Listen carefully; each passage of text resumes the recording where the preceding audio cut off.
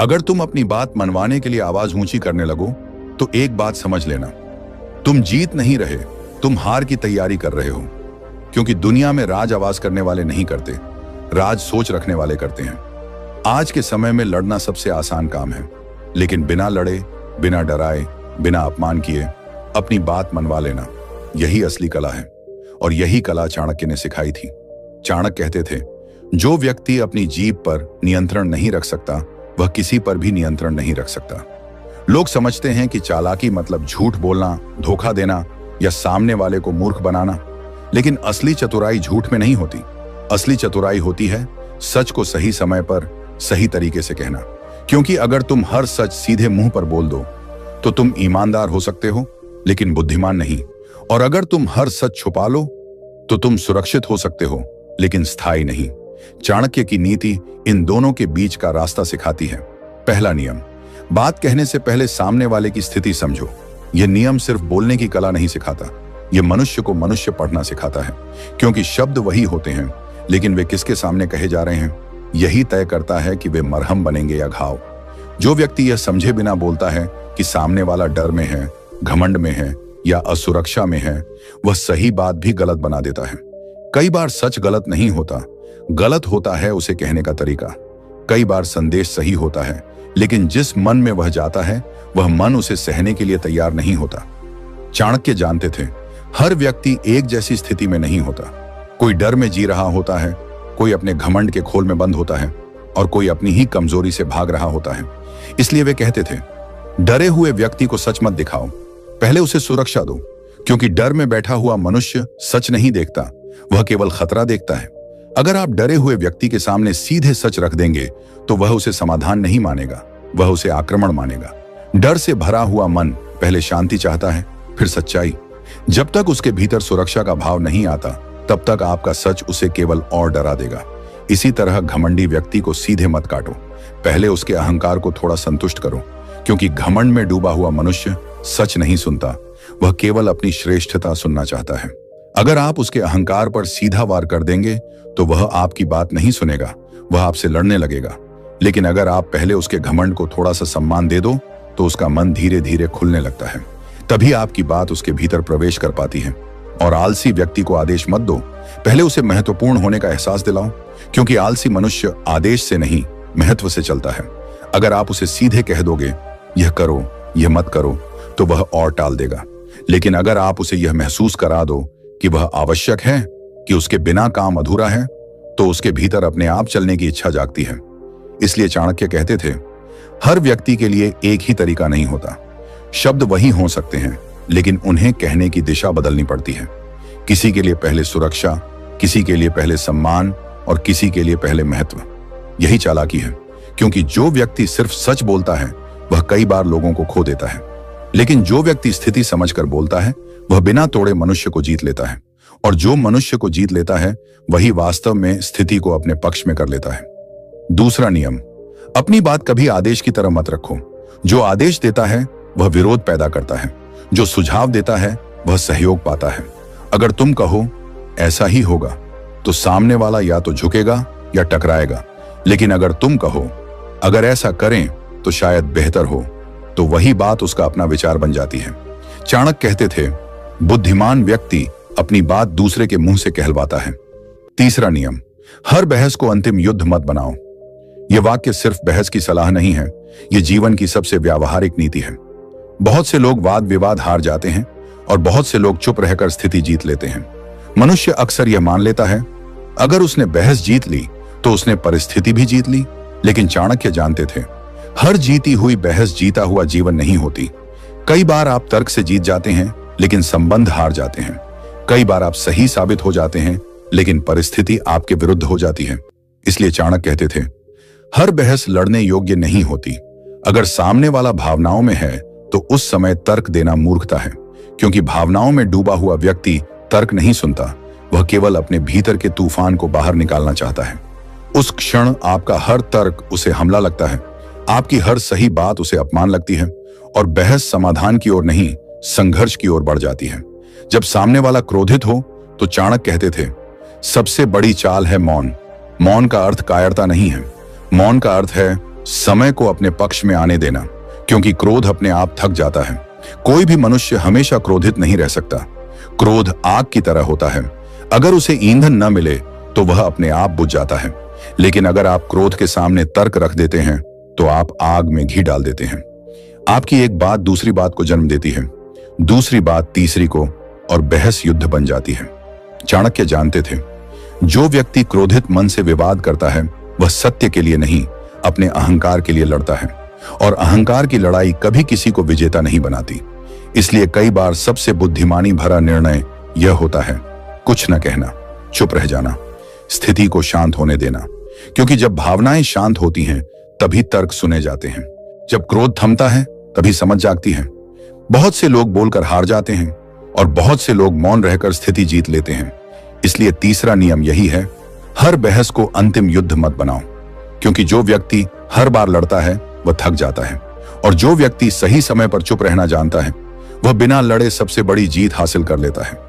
चौथा नियम, अपनी ताकत कभी दिखाओ मत, महसूस करवाओ। जो बार बार कहता है मैं यह कर सकता हूं वह बहादुर होता है, और जो बिना बोले परिस्थिति बदल देता है वह खतरनाक होता है। चाणक्य कहते थे, सिंह अपनी शक्ति घोषित नहीं करता, उसकी चाल ही काफी होती है। शब्द मत बढ़ाओ, परिणाम बढ़ाओ, क्योंकि लोग शब्द नहीं परिणाम याद रखते हैं। पांचवां नियम, हर बात अभी कहना जरूरी नहीं। यह वाक्य साधारण सा लगता है, लेकिन इसके भीतर चाणक्य की सबसे सूक्ष्म और सबसे खतरनाक नीति छिपी है। कई खतरे सिर्फ इसलिए पैदा होते हैं क्योंकि लोग हर बात तुरंत कह देते हैं। मनुष्य अक्सर सोचता है जो सच है उसे कह देने में क्या बुराई है, लेकिन चाणक्य जानते थे सच का मूल्य उसकी सच्चाई से नहीं, उसके समय से तय होता है। चाणक्य की नीति कहती है, सही बात अगर गलत समय पर कही जाए तो वह भी गलत बन जाती है, क्योंकि हर सत्य हर क्षण के लिए नहीं होता। कुछ सत्य बीज की तरह होते हैं, अगर समय से पहले जमीन में डाल दिए जाए तो वे अंकुरित नहीं होते, वे सड़ जाते हैं। मनुष्य की सबसे बड़ी भूल यही होती है, वह जो जानता है उसे तुरंत बोल देना चाहता है। वह यह नहीं देखता कि सामने वाला उसे सुनने की स्थिति में है या नहीं। वह यह नहीं समझता कि यह समय सच सुनने का है या सच सहने का। कई रिश्ते सिर्फ इसलिए टूट जाते हैं क्योंकि सच सही था लेकिन समय गलत था। कई युद्ध सिर्फ इसलिए शुरू हो जाते हैं क्योंकि बात सही थी लेकिन क्षण गलत था। चाणक्य जानते थे, बुद्धिमान वह नहीं जो सब कुछ जानता है, बुद्धिमान वह है जो यह जानता है कि क्या कहना है, कब कहना है और किससे कहना है। जो व्यक्ति हर विचार, हर भावना, हर योजना, हर सत्य तुरंत बोल देता है, वह अनजाने में अपने शत्रुओं को अपने भीतर तक पहुंचा देता है, क्योंकि शब्द बाहर जाते हैं लेकिन परिणाम वापस नहीं आते।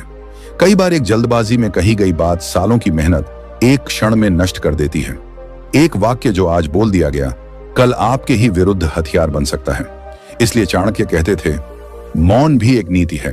जो मनुष्य हर समय हर बात नहीं बोलता वह कमजोर नहीं होता, वह सुरक्षित होता है। वह जानता है कि कुछ बातें आज नहीं कल कहनी है, कुछ बातें भीड़ में नहीं एकांत में कहनी है, और कुछ बातें कभी नहीं कहनी है, क्योंकि जो रहस्य आपके भीतर सुरक्षित है वह आपकी शक्ति है, और जो रहस्य आपकी जबान पर आ गया वह आपकी कमजोरी बन जाता है।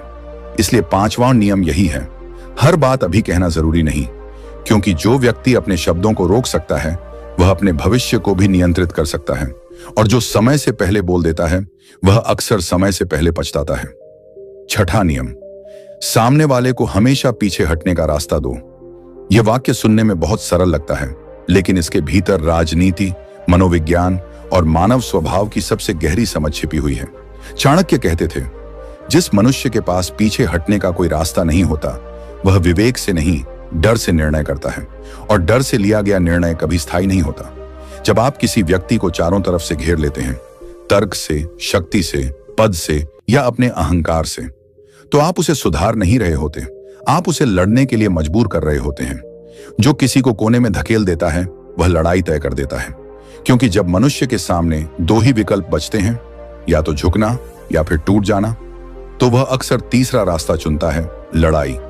वह लड़ता है भले ही जानता हो कि वह हार जाएगा। क्यों?